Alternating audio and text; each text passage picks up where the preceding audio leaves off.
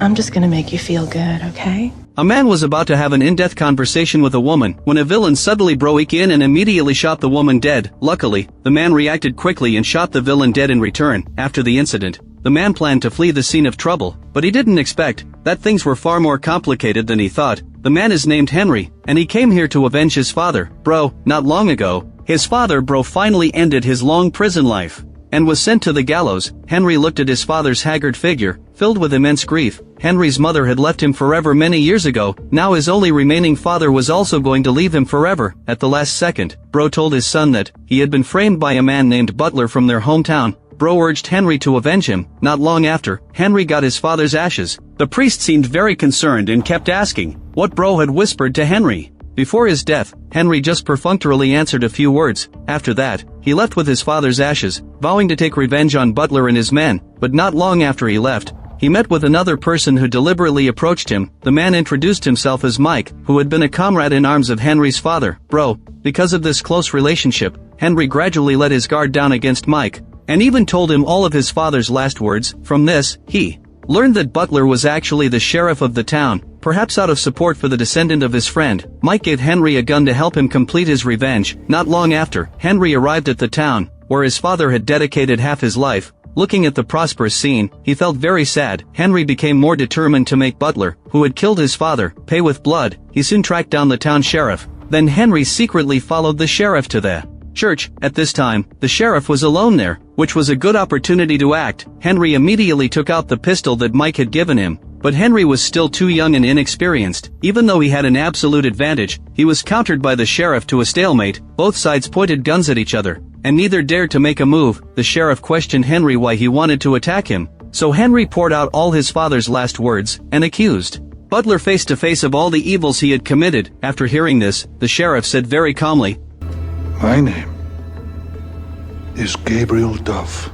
Henry naturally didn't believe the sheriff's nonsense. The sheriff just asked Henry to go outside the church with him, saying that it would naturally prove what he said. Then, Henry followed the sheriff outside the church, half believing and half doubting. The act of the two pointing guns at each other and threatening each other quickly attracted the attention of the town's residents. Mike, who was watching all this not far away, couldn't help laughing heartily. Among the other town residents, a small number were ready to step forward and shoot Henry to help the sheriff out, but all of them were stopped by the sheriff. The two slowly walked to the cemetery next to the church. Henry saw that one of the tombstones was actually engraved with the name of his enemy Butler. He froze in place and threw down his pistol in despair. Sheriff Dover also put away his gun. Dover didn't plan to pursue the matter of the boy attacking him. He even took the initiative to invite Henry to the town tavern, and comforted him to let go of the past hatred. It's easy to say, but how many people can actually do it? During the conversation, Sheriff Dover learned that Henry's father was Bro, and his expression changed slightly. He urged Henry not to reveal his identity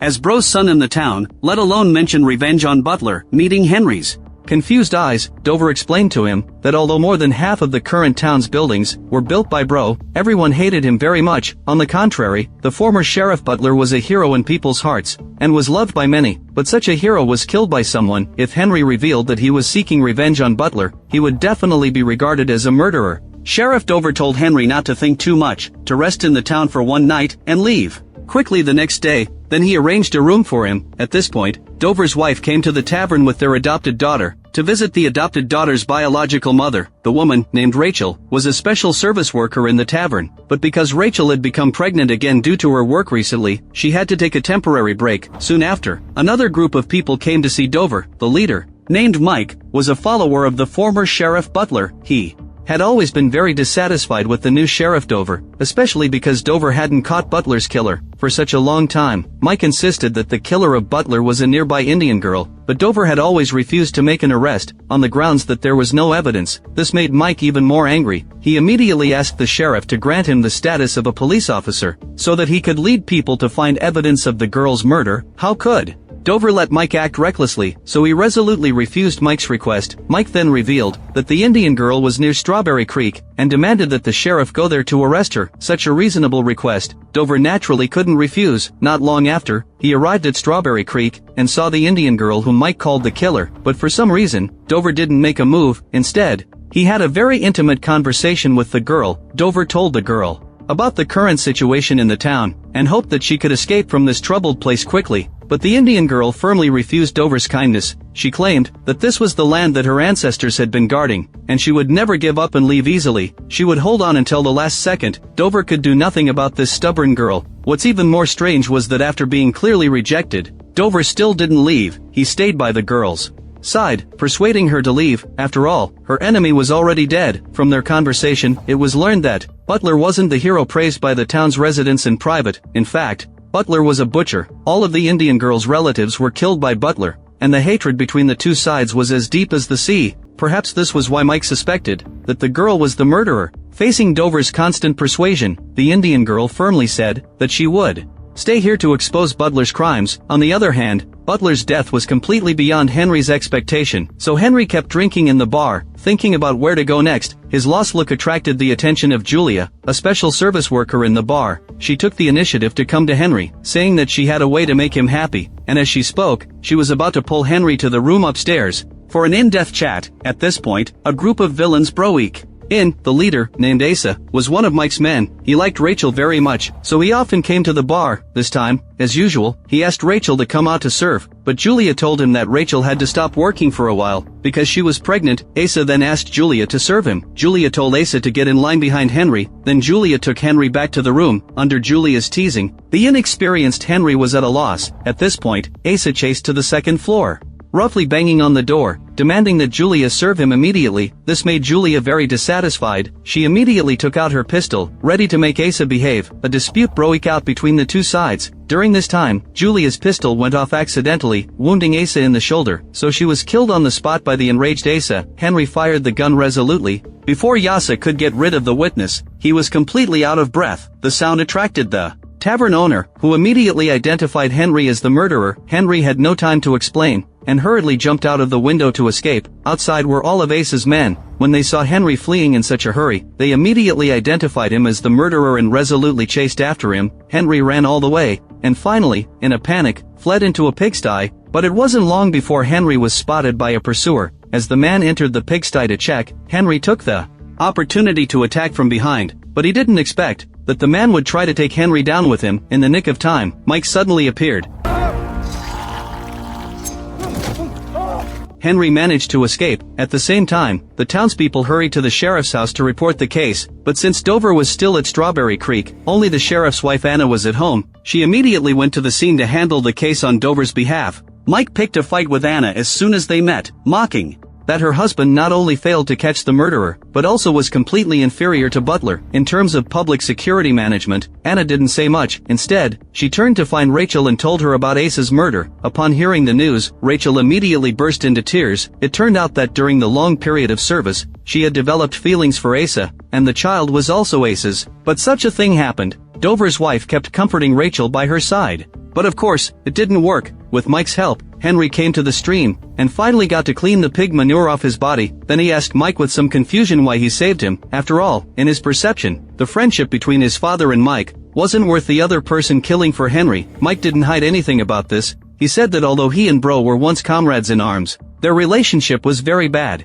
because after they cleared out the Indian tribe, they obtained a lot of gold. But Bro actually embezzled the gold and sold Mike as a slave. It took him many years to finally find Bro's residence, only to find that the guy was dead. Hearing this, Henry suddenly realized that Mike saved him just to find out where the gold was hidden. Then Henry wondered if Butler's arrest of his father was also related to this matter. But Henry knew in his heart that he had no idea where the gold was. On the other hand, Sheriff Dover finally returned to the town and learned what had happened the previous night. He immediately felt a splitting headache. He had been away for less than half a day, and Henry had gotten into such a big trouble. But the sheriff didn't say much. Instead, he inspected the crime scene according to the procedure. Then he found something wrong. The direction of the wound on Julia's body and the position where she fell were obviously wrong. It couldn't have been Henry who killed her.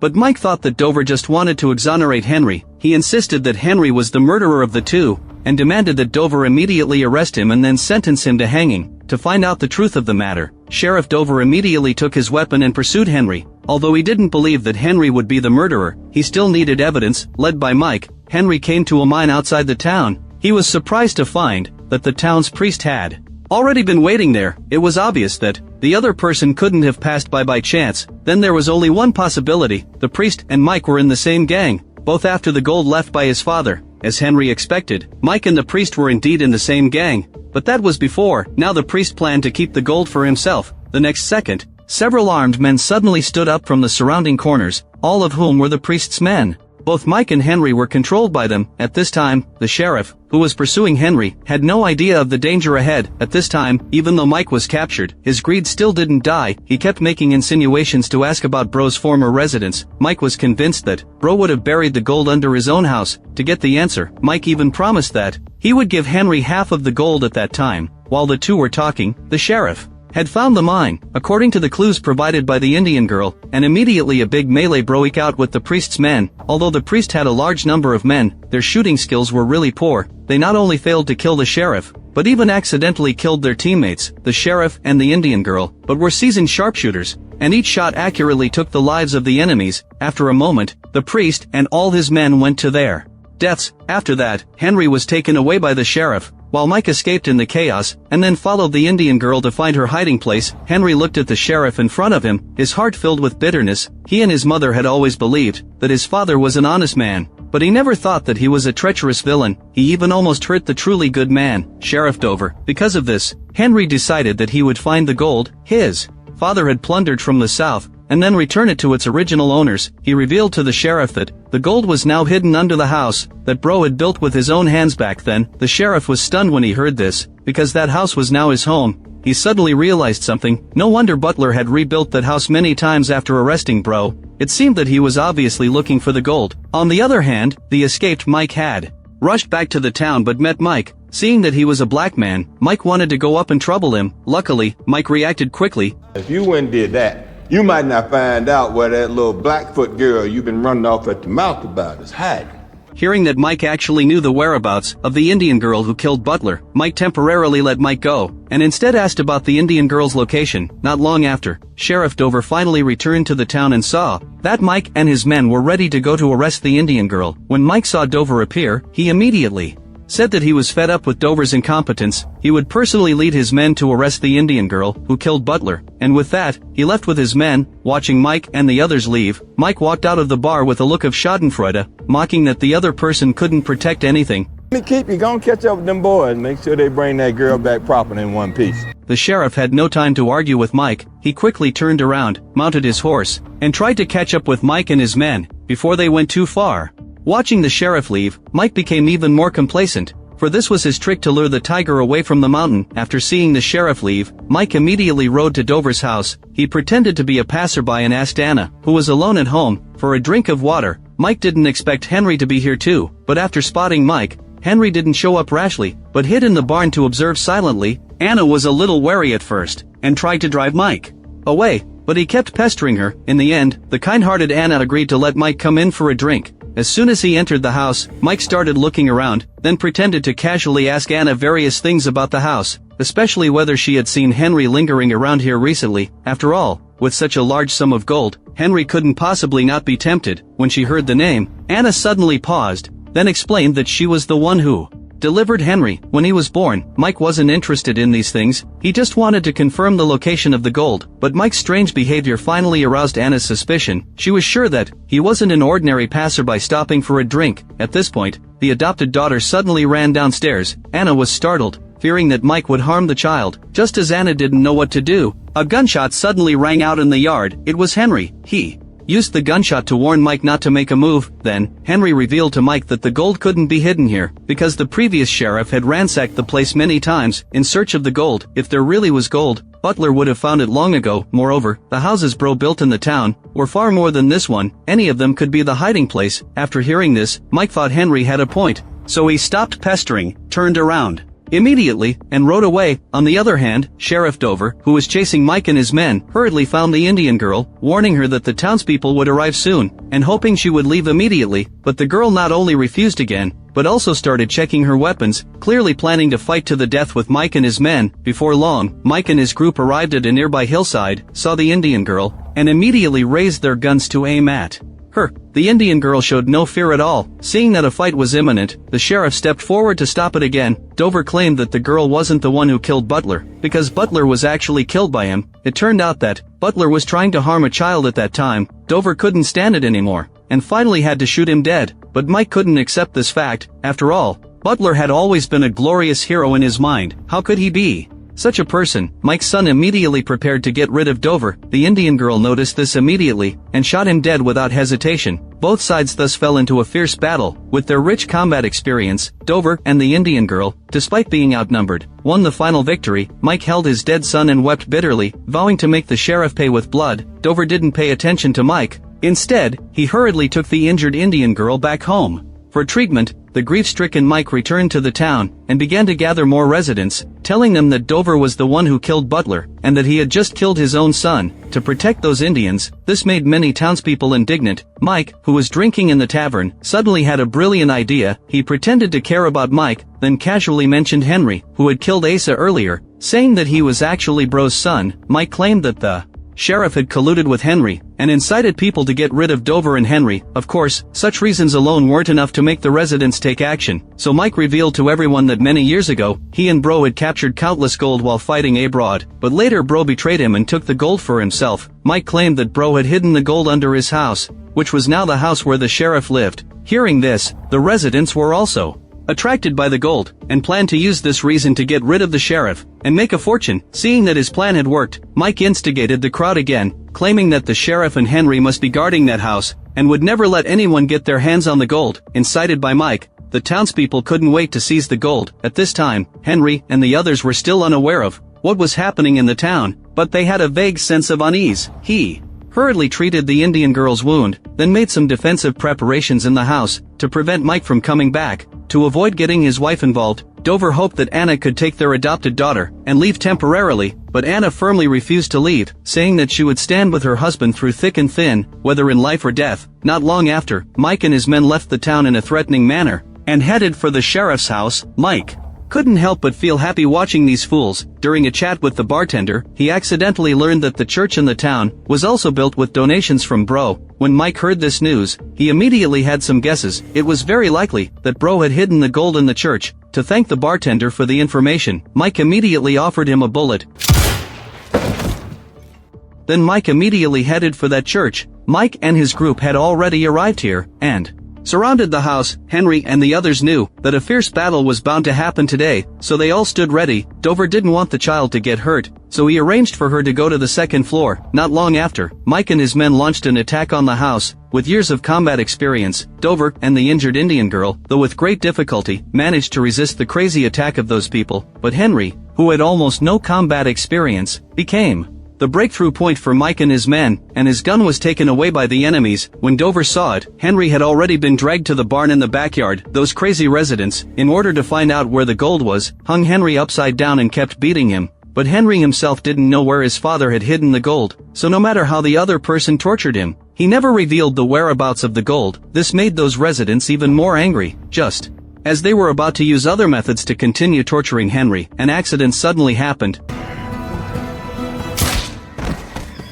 The girl saved Henry again. Later, it was learned that the girl's name was Ella, who was often bullied by those residents. Just now, she saw her own shadow in Henry, so Ella decided not to stand anymore. On the other side, the defense battle of the house was still going on. Anna guarded the first floor alone, and killed an enemy by exchanging injury for life. Seeing that they couldn't break through for a long time, Mike outside became more and more anxious, and even rushed forward to fight himself, only to see that all the residents had been killed in battle, while Dover and others were only slightly injured. Mike really couldn't accept such a result. The sheriff advised him to stop here and not make unnecessary sacrifices, but Mike's son had died at the hands of Dover and others, so how could he stop here? In the end, Henry and the sheriff joined forces to kill Mike, allowing him to be with his son forever. Afterwards, Henry and the sheriff came to the church. They saw the priest's body at the church door, and then saw Mike digging inside the church. Mike looked excited and said that he had finally found the gold stolen by Bro. Mike told them with a smile that, when he heard that the church was built by Bro, he almost spit out the wine in his mouth,